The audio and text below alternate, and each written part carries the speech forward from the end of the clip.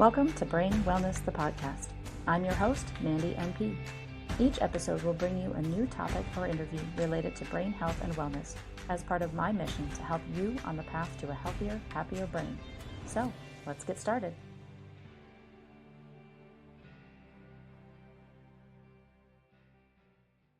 Hello, everyone, and welcome back to another episode of Brain Wellness, the podcast. My guest today is Jennifer Phoenix. Phoenix is a licensed marriage and family therapist with over 15 years of experience in the field of mental health, working with a diverse range of people. Her practice mainly focuses on helping people overcome trauma and other issues where they just feel stuck. She does this by using accelerated resolution therapy, or ART, which is an evidence-based therapy that helps people rapidly achieve results to feel differently automatically. I'm so excited for our conversation today. Welcome to the show. Thank you for having me on, Mandy. I'm super excited too. Yeah. So if you've followed on my show at all, you know my first question is always, tell me a little bit about your backstory. Like, what got you to doing this kind of therapy? Yes, I'm already getting goosebumpy. Oh my gosh. Okay. All right, so I'm a big feeler. That's who I am. I'm pretty emotionally expressive. That's how I show up as a human being, and that does not get put off to the side of my work. What led me here? Okay, so I do have 15 years of experience in the mental health field. I'm a licensed marriage and family therapist through the state of Minnesota, and I've done all kinds of different work, from in-home with people with severe and persistent mental health disorders, to working on an active duty Marine Corps base, to working behind the scenes for an insurance company. I've kind of dipped my toes in a few different pools. But what led me to trauma recovery work? Backing up slightly, I also have a certification in hypnotherapy. And so I have my own traumatic background, stems from family of origin kind of stuff. And that led me down the path of getting the hypnotherapy certification. I had a private practice for a while where I was almost exclusively doing hypnotherapy. Awesome stuff. Like the progress I saw people make was unlike anything I had at that point had yet seen. And it was really wonderful. Then in 2017, I became pregnant with my son, and he was born January 3rd of 2018. And we had a 4-day-long labor that started out birthing at home. I won't get into too much because I don't want to trigger anybody if they've had traumatic births, but it was, nightmarish. And then I fell into just a really surreal nightmarescape of postpartum mood disorder myself. And when I was in the middle of it, I had no idea what was happening, which is embarrassing to this day to kind of talk about because I'm a licensed mental health professional. But it was the first time in my life I had ever experienced panic attacks. I was having, auditory and visual features that were like hallucinations and things. I mean, it was insane. And the worst part of it altogether was I suffered extreme insomnia. So I was trying all the different things. I leaned into some hypnotherapy. That wasn't doing anything. I obviously went to see my doctor and another doctor and another doctor and a sleep psychologist. And I did acupuncture and did all these things. So long story short, in the depth of my insane despair, I tried all the things that I knew to try. I was working with a therapist and all of these things. And really nothing was bringing me any relief. I was still having nightly panic attacks. I was like a 9 out of 10 at all times. It was horrible. While taking care of my precious bundle of joy and being his primary caregiver. My husband was in chiropractic school at the time. It's a very rigorous and demanding program to be in. And so this just went on and on and on. And it was my son's 3rd birthday. And I made a very vulnerable Facebook post. That was my idea. I'm like coming out to the world as like, hello world, like I might be appearing to function, but I'm letting you know, like I'm living with this acute, severe trauma and I'm not okay. And so I made this post, and 2 separate colleagues of mine who did not know each other both messaged me in response to that and said, hey, have you tried accelerated resolution therapy? And I was like, I don't know what that is. And didn't you read my post? I said, I'm done. Like, I'm not trying anything more. And I'm just accepting the fact that this is my reality. And despite this reality, I've done a darn good job taking care of my beautiful, amazing son who's now 3 and, exceeding milestones and blah, blah, blah. But then when the second person came in and they said the exact same thing, have you tried accelerated resolution therapy? I kind of threw my hands up and I was just like, all right, God, all right, fine. There's one more thing I'm supposed to try. And I was pissed about it, to be honest, because I was exhausted just in general to begin with. And then spinning my wheels, trying all these things and nothing was helping. So I found a referral and I went to see Mary Anderson, and she's actually directly trained by the creator of accelerated resolution therapy, and she's the main trainer in like our tri-state area. And so she had an opening, so I went to go see Mary Anders for accelerated resolution therapy. And we addressed the birth trauma that I went through because I figured that was probably like our root that was creating the situation. And we think we had about a 2-hour session. We used roughly the whole 2 hours. And from that moment on, I went from being like a 9 every day to like zoom, dropping down to like a solid 5 from one One flippin' 2 hour session. session. Oh, yeah. And I had tried EMDR in there too. Like, I'm sorry, it's not coming back like all the different things I had done.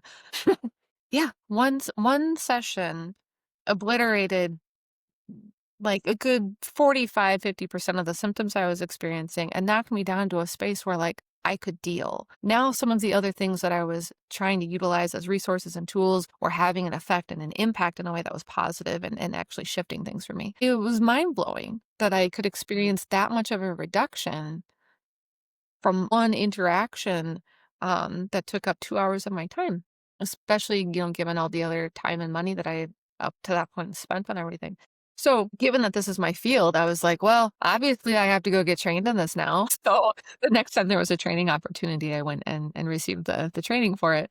And that's what brought me here. So, I feel such passion, understandably, because of my own experience with this. And then also over the last 5 years, what I've gotten to see really relying upon this modality with my clients. I want the world to know that people don't have to. I feel like in our framework of trauma and struggle and everything in our society currently, there's this sort of begrudging belief that it's like, it's hard, it's going to take a lot of time. You have to learn your triggers. We need to like make sure that we're like living in this window of tolerance where like there's safe spaces and what to do when we get activated. And all of that stuff is 100% valuable and extremely necessary. And I'm very happy that it's a part of the conversation. I think we needed this, but a part that I think is slightly missing is that it doesn't have to be a grueling, long, arduous process with very little reward. There are routes that can really streamline this thing, like a lot. Yeah. Yeah. So when we look at the abbreviation ART therapy, I'm always, when I talk to patients about it, I always make sure that I say them ART because there's art therapy, which there are therapists that are certified in art therapy. Yes. What's the difference between art therapy and ART? Yeah, I'm completely with you. There are so many acronyms that have ART in them. And so I'm one of the practitioners that I refuse to call it art. A lot of people who use accelerated resolution therapy call it art. I hear Lainey call it art because she's really big on metaphor. Lainey Rosenweek is the developer of ART, or accelerated resolution therapy. And I think she's a rather brilliant person personally. And she's really big on wordplay and metaphors because all of this really plays into the strengths of the subconscious mind. And we can get into in a moment like why ART is so effective and things. But I think she likes to call it art because it is a bit of an art. And so Yes. there's like a play on words there, and it's it's sort of metaphorical. However, I like to delineate the difference between all of the other therapies that are also called art. So I really kind of stick to accelerated resolution therapy or ART. But yeah. Yeah, I worked with a therapist one time who was certified in art therapy. So we used drawing and kind of coming up with abstract thoughts to work through different things, which can be beneficial for certain things as well. Absolutely. But not what we're talking about today. Correct. Yes. Very good. Yes, you So yeah, I won't either. I had one of my patients come back and she's like, I started art therapy. And I'm like, in my head, ART. Yep. Okay. We're going to, it's great though. It's great. yep. So for those listening that don't know what ART is, what exactly is it? How is it different from regular talk therapy? Yeah, it's a lot different. It's one thing that I love is that, well, I love a lot of things. So let me organize my thoughts. It is a structured therapeutic modality. And so we're used to therapy being a little unstructured often. And there's a lot of talking and a lot of sharing and a lot of self-awareness that's occurring. And these things are extremely good and valuable and something that I obviously still use in my practice very much so with my clients. But when we are digging into doing some ART together, we are going on this other route, this other path. A lot of folks are familiar with EMDR. I kind of start the conversation with that. And if you're not familiar with EMDR, that's okay as well. So EMDR stands for eye movement desensitization and reprocessing. And Lainey Rosenweig, the developer of ART, she's a licensed marriage and family therapist too, which is kind of fun that she has the same background as me. And she was trained in a variety of modalities, including EMDR. So she's out in the world doing EMDR with people because that is another incredibly effective trauma modality. Very much so. But in her work with people, she was noticing quite a few things. And so she tweaked this and tweaked that until she found herself outside of the realm of EMDR. And the folks in her field were like, Lainey, you can't call what you're doing EMDR because it's not. And she's like, oh, it's not? So then she just like branched off and she's like, oh, it really isn't. It is its own thing. But like EMDR, it utilizes bilateral stimulation. And so it can do that through eye movements. It can do that through physical sensations to create bilateral stimulation or even auditory stimulation. And what we're doing is we are activating, and I know you know all of this, Mandy, but we're activating both hemispheres, the left and right hemisphere of the brain, because of what happens there in terms of being able to consolidate memory. And what we're doing is we're really taking a thought process, a bundle of neurons, and sending it through the corpus callosum between the two hemispheres of the brain. And I like to call that guy like our stomach.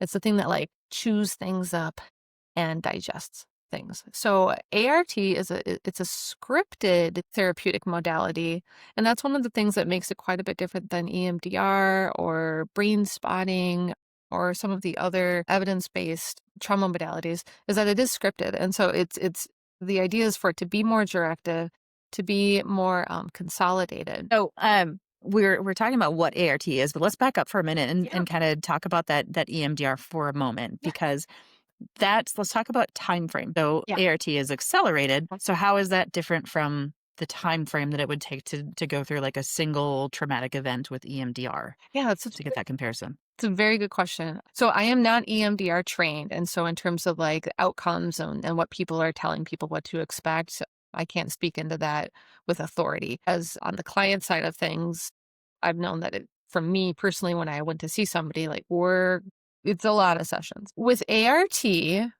is brief and effective. We say that it's typically 1 to 5 sessions per issue. There's a wonderful motto in ART that we use a lot, and it says, keep the knowledge, lose the pain. And so what we're doing is we are targeting the effects of trauma. Trauma, whether it's big T trauma or little T trauma, some of the things it's like, do I get to call that trauma? Well, are you having are you having the effects of it? Are you experiencing automatic somatic sensations in your body or thought processes that are uncomfortable and you wish that they weren't there? Okay, that's what we're targeting. And it takes, like I said, between 1 and 5 sessions. What I have found in my work of doing this is that when there is an acute event that created our little or big T trauma that we're addressing, knock on wood, 9.8 times out of 10, what I have seen is that it takes 1 session to actually completely obliterate and clear the effects of that trauma. One session. But yeah, I mean, a lot of people will say it takes 2, 3 sessions, up to 5. And I think when we're looking at the like 3, 4, 5 sessions, it's not really so much like an acute trauma anymore. This is something that's like maybe happened more than once, or it's spiderwebbed out into like another previous trauma that the brain has kind of like, linked these things together. And so now we're having to process a little bit more information. And that's why it's taking a few more sessions. It's what the time frame looks like. And there's a metaphor that I heard somebody give years ago, kind of, I think so metaphorically, so that's either a benefit or a hindrance to working with me, because that's just the way my brain works. But they were describing the difference between EMDR and ART. And it looked like this, where like the mind is like a long hallway and there are many doors on either side going all the way down this hallway. And with EMDR, there's a lot more free association that's happening. When trauma happens, there's a lot of sensation. And so we follow this sensation. And then this other thing happens, we follow that one. We're going down that hall and we're opening doors as we go. And what needs to come out will come out into the hallway for us to work on. ART, what we're doing, all these doors are closed. We're opening one. We open that one, we go in, We clear the room and we close the door. And now that room is completely clean. And when someone leaves an ART session, this is what brings me so much joy. There's a lot that brings me joy in this, but one of the things that does is people always leave these sessions hopeful, uplifted, encouraged. Whereas oftentimes that opening those doors process in EMDR, it's hard work. It's hard work for the therapist and for the client. And you're engaging in a process that's going to have a good outcome. And there's a lot of trust and faith that has to go into that. And along the way, it can be a bit grueling sometimes for some people. That's one of the delightful things about ART is like we get in there and we just did a whole ton of work in a short amount of time. And it leaves you on a really bright note with the way that the script goes and then really what we're working with neurologically. There's purpose to it. It's intentional and you feel good. So the first half of the session, I always warn folks like this is going to be the hard part. We're gonna be reliving some things. There's some good news in ART that is again different than other trauma modalities. Am I talking too much? Is it okay that No, it's perfect. I love this. Yeah. I'm unloading? This is how it works. One of the things that is a pretty vast difference between ART and other things is that when you are processing the trauma in the middle of the session, you're not talking about what you're processing. And that's a really key difference between ART and other things. What you're doing is while this bilateral stimulation is happening, whether it's physical, auditory, or with eye movements, in those times, the client is reliving the traumatic event that we're trying to process. And you're just in it with the eyes moving or whatever's creating your bilateral stimulation. You're not having to speak through it. Now, that's good news for a lot of people for a lot of different reasons, but there's science behind why that's important. And this is one of the things that I really love about ART. Yes, it's an art, but it is very much so science backed. So, as I'm sure you probably know very well, when something traumatic is occurring, there's a lot that happens in the brain. There's places that light up and there's places that go dark. And one of the places that goes dark is Broca's area, our center of language and language development and all of that. It's right here above our left ear. And so if you consider like what would the impact of that be if our center for language is going dark when something traumatic is happening? Okay, now the event is over, whatever amount of time has passed, and we're trying to link two different parts of the brain to like put words to the traumatic thing that happened. There's a disconnect there that is really it's stressful, and that is part of that re-triggering reactivation thing that occurs when people start to speak of their trauma. They're reliving it because of what's happening in the synapses neurologically, but also like this disconnect thing is part of it too. And so let's not activate that process because we don't need to. We don't need language to be online. We just need to be activating those emotions, those somatic sensations, while consolidating what happened in the mind. So it's really great news. You don't have to speak into it. There are key times in the script where as the therapist I'll ask, is there something you would like to share? Or if somebody's a little stuck and something's kind of happening, I'm not seeing the kind of movement that I would expect to see. I'll ask, like, is there something you can share? What's happening right now in your scene? Um, and then we can kind of collaborate and work together to find how we're going to get some movement. But other than that, you don't have to be explaining what's happening in your mind, which is really great. Mm-hmm. Yeah, I can see so many reasons for trauma that it would be beneficial to not have to verbalize that. And I remember from my own EMDR experience, because I did some of that after my car accident related to the trauma from the accident. Yeah. And it took me 3 months of therapy, and that kind of matched up with the research on how long it takes. But I did get through it, and I was able to drive down the road without having a panic attack. And I even went through the intersection where we had the accident without having a panic attack, and that was huge for me on that. So huge. But man, if it could have been done in like a couple sessions, that would have been even huger. I know that's not a word, but man, Yeah. But there's this whole place where people get stuck mentally. So there is research to say like so all my work is TBI related now. So there's research to say that if you have PTSD and TBI at the same time, it slows down your healing process. So that's why with so many of my patients, I'm recommending that they go do something, whether it be EMDR, ART, whatever we can find that works for them and their insurance or whatever the case may be. Yeah. But let's get you somewhere because we need to work on this PTSD part so that you can heal from the rest of it. And people are so blown away when I say that. And then Uh, I sometimes bring up my own personal experience. I'm like, okay, well, until I got to that point where I could get past that PTSD in my accident, my brain wouldn't let me heal. And I saw so many leaps and bounds and improvements after the car accident. Trauma was not a present thing every day anymore. Absolutely. Yes. Yes.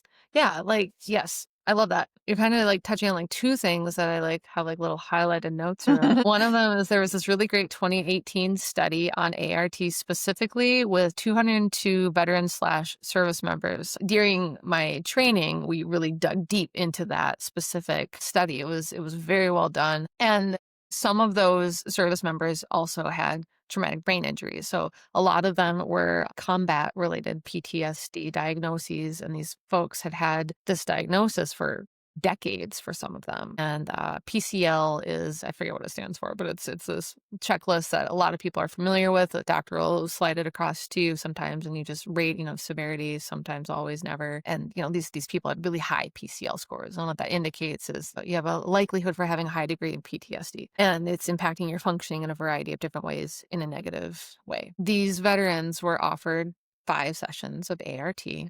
The mean amount of sessions that were utilized, it was 3.7. It's 3.7 or 3.2. I can't recall off it. It's 3.7. 3.7 sessions. They didn't use the other 1.3 sessions because they didn't need to, because their PCL scores dropped significantly, drastically, and their symptoms were ameliorated and they felt good and fine for the first time in decades. Many of the service members had TBIs in conjunction with the PTSD. Obviously, it was related to why they had this post-traumatic stress. And so the results of that research showed that ART can be effective regardless of the severity of a TBI. I mean, it gives me Which goosebumps. is really cool. Yeah, Yeah. You gave me goosebumps on that one too.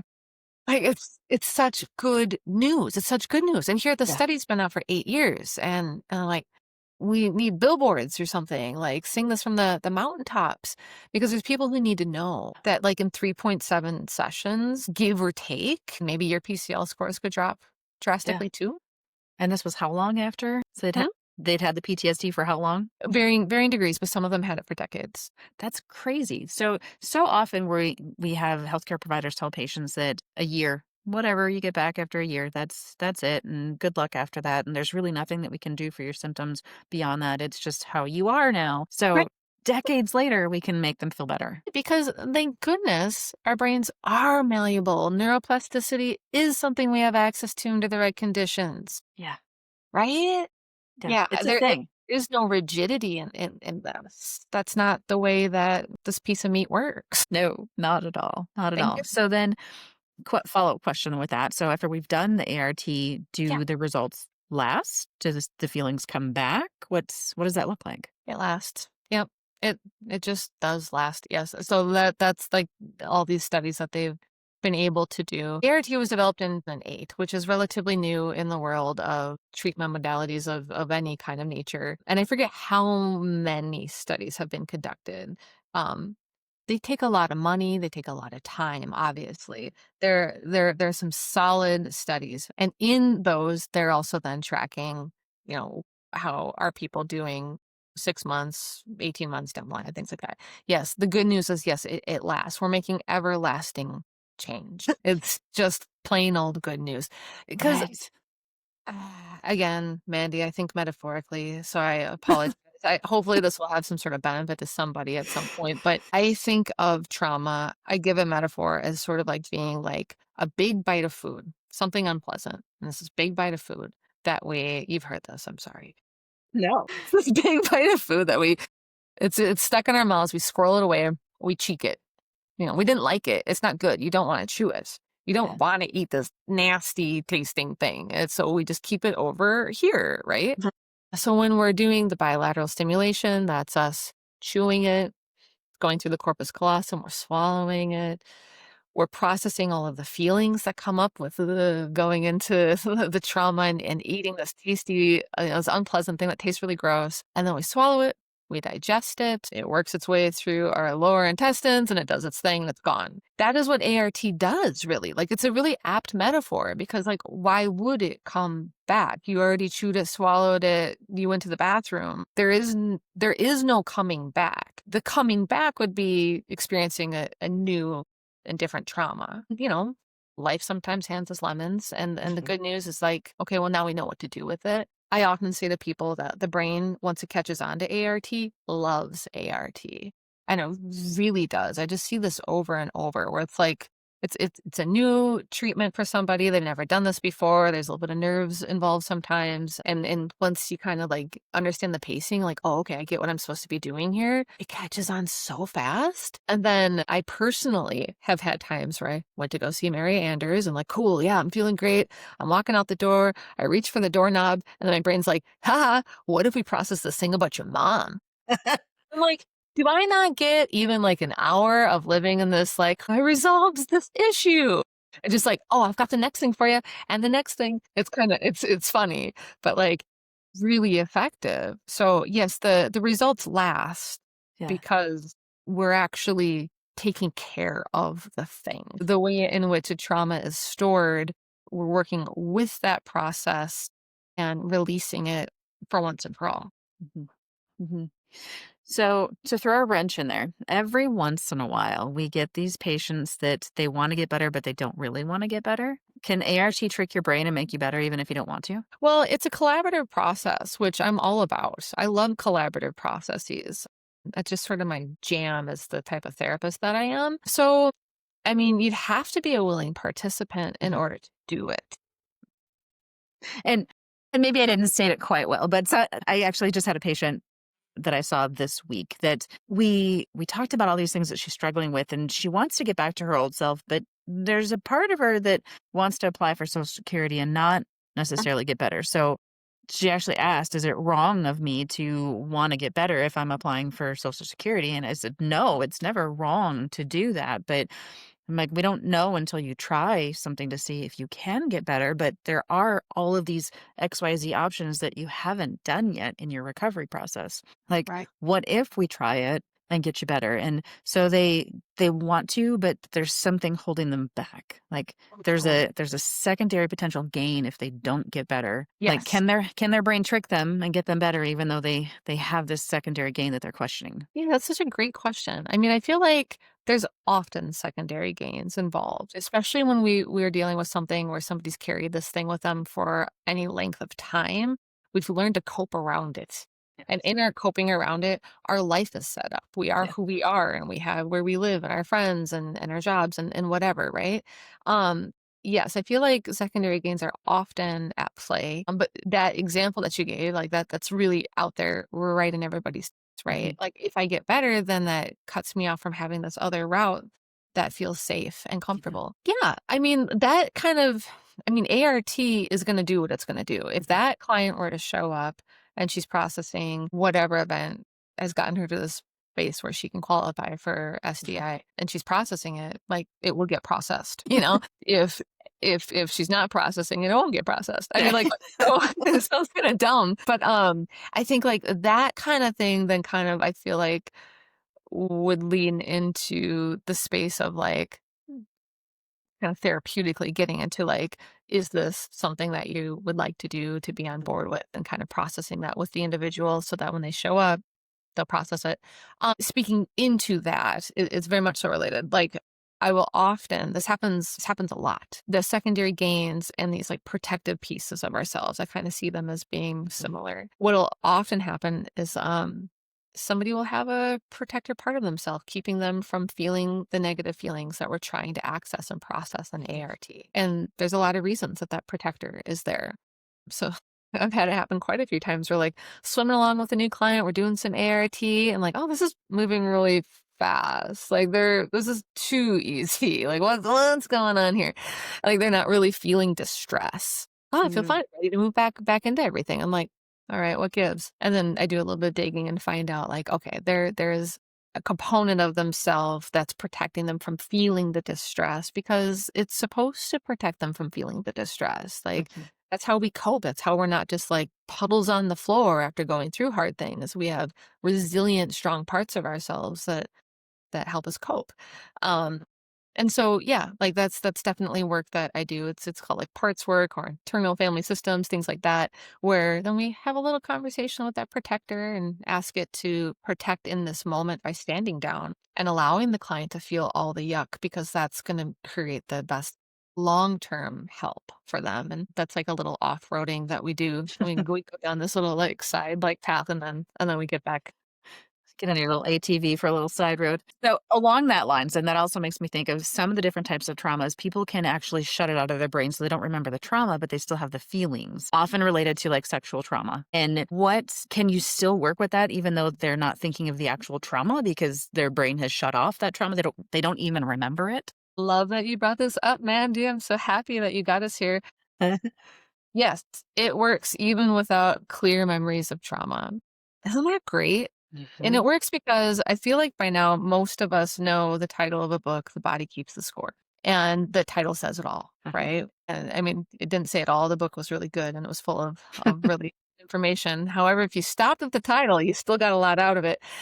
The body does keep the score. So, the consolidation of trauma memories isn't really clear and like organized and linear like a story because of what parts of the brain are dark and what parts are lit up. And so sometimes there is no recollection. However, a person will still experience or can still experience the negative impacts of that, right? So like getting easily triggered if somebody touches them or, certain smells like creating a panic attack or even to lesser degrees, but still feeling discomfort in a way that's impacting your wellness and ability to feel good and comfortable and to thrive. And so in ART, what we target is what we do know. We can just target the sensations themselves and just process that. Sometimes that leads to having some sort of memory, but not necessarily, and it doesn't need to either. We work with what is, and what we're doing is we're letting the body and the brain communicate and tell us the story. I'm having this thing that keeps getting shut down and suppressed. When we feel panic, nobody wants to feel that. We're just like, like trying to get better, trying to calm that down, avoid the thing that triggered that. Avoidance is huge in trauma and anxiety in general because no one wants to feel uncomfortable. So what we're doing is we're allowing that feeling to actually come up without holding back. And we're doing it in a comfortable, contained, safe space where there's the eye movements are actually very calming, whether the bilateral stimulation or however we're making it happen. It's very calming. And so while we're experiencing this distress and the body is feeling whatever it's feeling, the panic, the anxiety, the hotness, the muscle tension, whatever it is, the bilateral stimulation helps bring it up so that we can bring it out. I talk about like a flowering plant that comes back year after year after year. Really being able to do that bilateral stimulation while feeling those sensations that are likely attached to some sort of traumatic event. It's like getting in there with like your little shovel and popping the bulb out. And then we put new dirt over it. And then you don't have to worry about it anymore. So, like, letting your body feel those things for once and for all. That's usually how I say it with my clients. I'm like, it's going to be uncomfortable for this first half of our session together, but it's going to be uncomfortable for the last time. And it really is for the last time. It's a really, and I can speak to it personally, having done several ART sessions. It's a wild thing. Like, we become accustomed to like having our body do this automatic thing under certain situations. Like whatever, like the trigger, insert trigger here. And then everyone feels their discomfort how they feel it. Then you go, you get your ART, you have your session.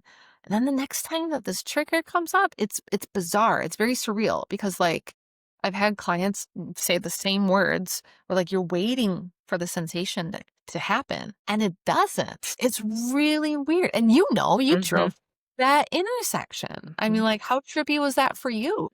It was bizarre, like, going through there and not having those sensations and not having the waterworks turn on, like, it was life-changing, though, seriously. It was amazing. Right. Yes. So it was a long answer to your short question. So, it all sounds amazing. Are there ever any bad things that come from ART? Not that I've seen, to be perfectly honest. Like, I should have something I can insert here. Man, and if not, that's cool too, because I love when there are therapies that really don't have bad side effects, because then you either get better or you don't, but it's not like you're gonna get worse. Right. Yeah. Yeah. This is one of those therapies where like you won't get worse before you get better. The worst happens in the first half of the session Sure. where we're really just letting it happen. Sometimes there's a lot of crying, a lot of feelings, and that's okay. We're here for it. That's the purpose of it. It's a safe space. I try to make it as comfortable for people as possible. One, I feel like I tend to be a rather approachable person. We try to create a safe space right off the bat. And, every different therapist that I have seen who's gone and gotten trained in ART, they're in it for a reason. There's usually some situation or professional background or what have you where they're like, I'm passionate about wanting to bring this to these people for this reason. Yeah. And so, if you can feel comfortable with whoever the provider is, and you can just really let yourself feel that discomfort, knowing that that's just the first half of the session. The second half is great. What we're doing, so like when memory occurs, there's a series of proteins that are released in the brain that create synapses that are like the building blocks, the physical thing that is a memory. And anytime we re-experience that memory, we remember something, those same proteins are being released and more synapses are being produced and they spider web out and they branch out, right? And so when we are recalling the traumatic event, those proteins are being released. They're doing their thing as they naturally do. Cool. We're consolidating that memory. We're processing it. We're letting the body process the somatic stuff that's coming up so that it can be processed up and out. Now we still got all of this malleability. Now we still have all of this neuroplasticity and these proteins that are just right here. What should we do with them? The second half of the session, I think, is really what makes ART stand apart from other modalities that I personally have experienced and worked with. We take this beautiful malleability with these proteins that are alive and active in our brain, and we create a new pathway. We create a pathway we want to go down. And so as we go out into the world and we experience some type of a trigger, and it makes those things happen in our body, driving through an intersection or what have you. With ART, now when we encounter these goalposts out in the world that activate that old memory, now it activates the new pathway that we created. And so we're laying down positive sensations, positive feelings, so that when you're out there in the world, you'll feel neutral or better when you encounter these old things that used to trigger you. It's amazing. And that part of the session is so healing. Like there's an opportunity to really go back and have a voice. At times you felt powerless or helpless, to feel like you have an exertion of control over a situation where you felt like you didn't have control. It's so empowering. And I love it because we're working with what's already here, how we're already wired. So in the same way that we are wired for trauma to occur and have this gnarly negative impact on us, we can work with that and unwind that and put that in this other direction. That's really delightful and uplifting and has such a positive impact long term. That part sounds amazing. It is. I live for it. Yeah. Yeah. It feels like a miracle getting to just be there with people and feel into that space with them. It's really wild. Yeah. Yeah. Yeah. I feel like I could probably pick your brain all day, but I look at Yeah. the clock and we're getting to the end of our time here. Oh, yeah. I could talk about it all day too. I know, right? Where can people find you if they want to learn more? Yeah. I have a website. What's my website? www.phoenixrisingtherapy, is in Minnesota.com. And there are, practitioners all over our fine country who are trained in ART. I say therapy is a personality driven field. I really do believe that. There are so many freaking therapists out there. So if someone doesn't feel like a good, warm, fuzzy fit for you, find someone else. There's going to be someone else. I love that you say that because I tell people that all the time. Yeah. Yeah, if it doesn't feel good, you don't feel comfortable, you're not gonna be able to, like, let down your guard and be vulnerable and be, authentic and true to yourself so that you can get the best impact for you. Yeah. So there's a, acceleratedresolutiontherapy.com/therapist-directory. I'm sure you could just Google find accelerated resolution therapist near me and probably get that directory. There's a lot of folks on there. That's kind of the way that I like have to find ART people right now, unfortunately. Psychology Today is a wonderful search engine for finding therapists, but no matter how many times we reach out and ask, can you please add ART? They have not added that as a thing that you can look for. A workaround I think some people are doing is just going ahead and saying like that they provide EMDR and then adding more information. Like I provide something similar to EMDR because that is a field that you can search on Psychology Today. But yeah, like go out there and get the therapy. Find an ART provider, whatever feels good. I'm always sure to say that. Like brain spotting is great. EMDR is great. Yoga trauma therapy is great. They're all good, all very good. This one's also very good. You just have to find the one that feels good for you for now. Right. Pick one because it will help you no matter what therapy you do. It'll help in some degree. 100%. Yeah. Awesome. Any last words you'd like to say as we wrap up? I think we're good. Like keep the knowledge, lose the pain. It doesn't have to be hard. Freedom is within your grasp. Keep on going. I know what it feels like to want to let go. It's hard, but keep on going. There's good news right around the corner. Awesome. Good words to end on. Thank you so much for being here today. Thanks, Mandy. Thanks for tuning in to this episode of Brain Wellness, the podcast. If you enjoyed this episode, I encourage you to subscribe, like, and share this with others to help me continue on with my mission to help people live healthier, happier lives. Go to www.brainwellnesssolutions.com to see what I'm up to and get links to all the social medias there. See you next time.